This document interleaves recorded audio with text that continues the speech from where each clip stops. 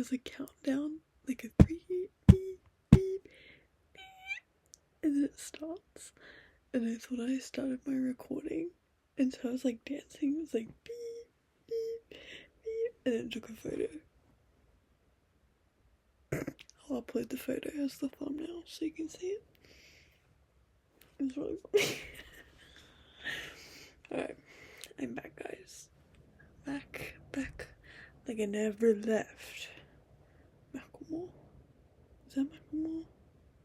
I hope so. Yeah, it is. Anyway, chapter 4. I took my boat out that night after work to get away from Deb's questions and to sort through what I was feeling. Me feeling. What a concept. I nosed my whaler slowly out the canal, thinking nothing, a perfect zen state, moving at idle speed past the large houses, all separated from each other by high hedges and chain-link fences. I threw an automatic big wave and bright smile to all the neighbours out in their yards that grew neatly up to the canal's seawall. Kids playing on the manicured grass, Mum and Dad barbecuing, or lounging, or polishing the barbed wire, all guys on the kids. I waved to everybody. Some of them even waved back. They knew me, had seen me go by before. Always cheerful, a big hello for everybody. He was such a nice man, very friendly. I can't believe he did those horrible things. I opened up the throttle when I cleared the canal, heading out the channel and then southeast towards Cape Florida. The wind in my face and the taste of the salt spray helped clear my head, made me feel great and a little fresher. I found it a great deal easier to think. Part of it was a calm and peace of the water, and another part was that in the best tradition of Miami watercraft, most of the other boaters seemed to be trying to kill me. I found that very relaxing. I was right at home. This is my country. These are my people. All day long at work, I'd gotten little forensic updates. Around lunchtime, the story broke national. The lid was coming off the Hooker murders after the grisly discovery at the Sasik Motel. Channel 7 had done a masterful job of presenting all the hysterical horror of body parts in a dumpster without actually saying anything about them. As Detective LaGuerta had shrewdly observed, these were only hookers, but once public pressure started to rise from the media, they might as well be senators' daughters. And so the department began to gear up for a long spell of defensive maneuvering, knowing exactly what kind of heart-rending twaddle would be coming from the brave and fearless foot soldiers of the Fifth Estate. Deb had stayed at the scene until the captain began to worry about authorizing too much overtime, and then she'd been sent home. She started calling me at 2 p.m. to hear what I'd discovered, which was very little. They'd found no traces of anything at the motel. There were so many tire tracks in the parking lot that none were distinct. No prints or traces in the dumpster, on the bags, or on the body parts. Everything USDA inspection clean. The one big clue of the day was the left leg, as Angel had noticed. The right leg had been sectioned into several neat pieces, cut at the hip, knee, and ankle, but the left leg was not. It was a mere 2 sections neatly wrapped. Aha, said Detective LaGuerta. Lady genius. Someone had interrupted the killer, surprised him, startled him so he did not finish the cut. He panicked when he was seen, and she directed all her effort at finding that witness. There was one small problem with LaGuerta's theory of interruption. A tiny little thing, perhaps splitting hairs, but the entire body had still been meticulously cleaned and wrapped, presumably after it had been cut up, and then it had been transported carefully to the dumpster, apparently with enough time and focus for the killer to make no mistakes and leave no traces. Either nobody pointed this out to LaGuerta, or, wonder of wonders, could it be that nobody else has noticed? Possible. So much of police work is routine, fitting details into patterns. And if the pattern was brand new, the investigation would seem like 3 blind men examining an elephant with a microscope. But since I was neither blind nor hampered by routine, it had seemed far more likely for me that the killer was simply unsatisfied. Plenty of time to work, but this was the 5th murder in the same pattern. Was it getting boring, simply chopping up the body? Was our boy searching for something else, something different, some new direction, an untried twist? I could almost feel his frustration. To have come so far, all the way to the end, sectioning the leftovers for gift wrapping, and then the sudden realization. This isn't it. Something is just not right. Coitus interruptus. It wasn't fulfilling him this way anymore. He needed a different approach. He was trying to express something and hadn't found his vocabulary yet. And in my personal opinion, I mean if it was me, this would make him very frustrated and very likely to look further for the answer. Soon. But LaGuardia looked for a witness. But let LaGuardia look for a witness. There would be none. This was a cold, careful monster and absolutely fascinating to me. And what should I do about this fascination? I was not sure, so I had retreated to my boat to think. A donzi cut across my bow at 70 miles per hour, only inches away. I waved happily and returned to the present. I was approaching Stiltsville, and a mostly abandoned collection of old stilt homes in the water near Cape Florida. I nosed into a big circle, going nowhere, and let my thoughts move back into that same slow arc. What would I do? I needed to decide now, before I got too helpful for Deborah. I could help her solve this, absolutely, no one better. Nobody else was even moving in the right direction. But did I want to help? Did I want this killer arrested? Or did I want to find him and stop him myself? Beyond this, oh nagging little thought, did I even want him to stop? What would I do? To my right, I could just see Elliot Key in the last light of the day, and as always, I remembered my camping trip there with Harry Morgan, my foster father, the good cop. You're different, Dexter. Yes, Harry, I certainly am. But you can learn to control that difference and use it constructively. All right, Harry, if you think I should, how? And he told me. There is no starry sky anywhere like the starry sky in South Florida when you are 14 and camping out with Dad. Even if he's your only foster dad. Even if he's only your foster dad. And even if the sight of all those stars merely fills you with a kind of satisfaction, emotion being out of the question, you don't feel it. That's part of the reason you're here. The fire has died down, and the stars are exceedingly bright, and foster dear old Dad has been quiet for some time, taking small sips of the old-fashioned hip flask he had pulled from the outside flap of his pack. And he's not very good at this, not like so many other cops, not really a drinker. But it's empty now, and it's time for him to say his piece if he's ever going to say it. You're different, Dexter, he says. I look away from the brightness of the stars. Around the small and sandy clearing, the last glow of the fire is making shadows. Some of them trickle across Harry's face. He looks strange to me, like I've never seen him before. Determined, unhappy, a little dazed. What do you mean, Dad? He won't look at me.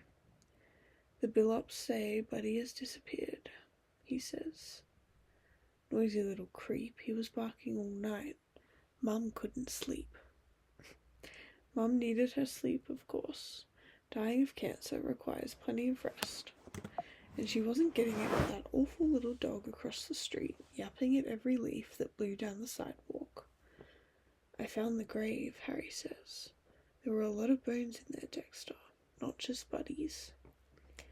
There's very little to say here. I carefully pull out a handful of pine needles and wait for Harry. How long have you been doing this? I search Harry's face, then look out across the clearing to the beach. Our boat is there, moving gently with the surge of the water. The lights of Miami are off to the right, a soft white glow. I can't figure out where Harry's going, what he wants to hear, but he is my straight arrow foster dad. The truth is usually a good idea with Harry. He always knows, or he finds out. 1.5 years, I say. Harry nods. When did you start? Oh no, why did you start? He already asked when did it start. Come on. A very good question, and certainly beyond me at 14. I kind of had to, I tell him. Even then, so young but so smooth. Do you hear a voice? He wants to know. Something or somebody telling you what to do, and you have to do it? I say with 14-year-old eloquence. Not exactly. Tell me, Harry says. Oh, for a moon. Sorry, hold on. It's a bit chilly. Let me just readjust. Where's my hair? Good. Stop it. Oh, for a moon, a good fat moon. Something bigger to look at. I clutch another fistful of pine leaves. My face is hot, as if Dad has asked me to talk about sex dreams. Which, in a way, I kind of, feel something, I say, inside, watching me, maybe, laughing, but not really a voice, just an eloquent teenage shrug, but it seems to make sense to Harry. And this something, it makes you kill things. High overhead, a slow, fat jet crawls by. Not, doesn't make me, I say. Just makes it seem like a good idea. Have you ever wanted to kill something else? Something bigger than a dog? I try to answer, but there is something in my throat. I clear it. Yes, I say. A person? Nobody in particular, Dad. Just... I shrug again. Why didn't you? I thought you wouldn't like it. You and Mum. That's all that stopped you. I don't want you mad at me. Or, disappointed. I steal a glance at Harry. He's looking at... My Kindle just turned off. Steal a glance at Harry. He is looking at me, not blinking. Is that why we took this trip, Dad? To talk about this? Yes, Harry said. We need to get you squared away. Squared away, oh yes. A completely Harry idea of how life is lived, with hospital corners and polished shoes. And even then I knew, needing to kill something every now and then would pretty much sooner or later get in the way of being squared away. How, I say, and he looks at me long and hard, and then he nods when he sees that I am with him step for step. Good boy, he says. Now, and in spite of speaking again, it is a very long time before he does. I watch the lights. Oh my Kindle keeps turning off. I watch the lights on a boat as it goes past, maybe 200 yards out from our little beach. Over the sound of their motor, a radio is blasting Cuban music. Miguel. Now, Harry says again, and I look at him, but he is looking away across the dying fire, off into the future over there somewhere. It's like this, he says. I listen carefully. This is what Harry says when he is giving you a higher order truth. When he showed me how to throw a curveball and how to throw a left hook. It's like this, he would say, and it always was, just like that. I'm getting old, Dexter. He waited for me to object, but I didn't, and he nodded. I think people understand things different when they get older, he says. It's not a question of getting soft or seeing things in the grey areas instead of black and white. I really believe I'm just understanding things different, better. He looks at me, Harry's look, tough love with blue eyes. Okay, I say. 10 years ago, I would have wanted you in an institution somewhere, he says, and I blink. That almost hurts, except I've thought of it myself. Now, he says, I think I know better. I know what you are, and I know you're a good kid. No, I say, and it comes out very soft and weak, but Harry hears. Yes, he says firmly, you're a good kid, Dex. I know that. I know it. Almost to himself now. For effect, maybe. And then his eyes lock onto mine. Otherwise, you wouldn't care what I thought, or what Mum thought. You'd just do it. You can't help it. I know that. Because he stops and just looks at me for a moment. It's very uncomfortable for me. What do you remember from before? He asked. You know, before we took you in. That still hurts, but I really don't know why. I was only 3. Nothing. Good, he says. Nobody should remember that. And as long as he lives, that will be the most he ever says about it. But even though you don't remember, Dex, it did things to you. Those things make you what you are. I've talked to some people about this. And strangest of strange, he gives me a very small, almost shy, Harry smile. I've been expecting this. What happened to you when you were a little kid has shaped you. I've tried to straighten that out. But, he shrugs, it was too strong, too much. It got into you too early and it's going to stay there. It's going to make you want to kill, and you can't help that. You can't change that. But, he says, and he looks away again, to see what I can't tell. But you can channel it, control it, choose. His words come so carefully now, more careful than I've ever heard him talk. Choose what, or who, you kill. And he gave me a smile unlike any I had ever seen before, a smile as bleak and dry as the ashes of our dying fire. There are plenty of people who deserve it, Dex. And with those few little words, he gave a shape to my whole life, my everything, my who and what I am. The wonderful, all-seeing, all-knowing man, Harry, my dad. If only I was capable of love, how I would have loved Harry. So long ago now, Harry long dead, but his lessons had lived on, not because of any warm and gooey emotional feelings I had, because Harry was right. I'd proved that over and over. Harry knew, and Harry taught me well. Be careful, Harry said, and he taught me to be careful as a cop could teach a killer. To choose carefully among those who deserved it, to make absolutely sure, then tidy up, leave no traces, and always avoid emotional involvement. It can lead to mistakes. Being careful went beyond the actual killing, of course. Being careful meant building a careful life too.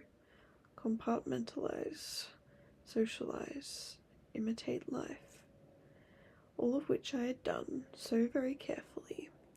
I was a near-perfect hologram, above suspicion, beyond reproach, and beneath contempt. A neat and polite monster, the boy next door. Even Deborah was at least half fooled, half the time. Of course, she believed what she wanted to believe, too. Right now, she believed I could help her solve these murders, jumpstart her career and catapult her out of her Hollywood sex suit and into a tailored business suit. And she was right, of course. I could help her, but I didn't really want to because I enjoyed watching this other killer work and felt some kind of aesthetic connection or emotional involvement. Well, there it was. I was in clear violation of the code of Harry. I nosed the boat back toward my canal. It was full dark now, but I steered by a radio tower a few degrees to the left of my home water. So be it. Harry had always been right. He was right now. Don't get emotionally involved, Harriet said. So I wouldn't. I would help Deb. Oof, that was a long chapter, wasn't it? He's gonna help Deb. He's gonna help Deb. Anyway, See you later. I'm gonna upload that thumbnail. It's so funny.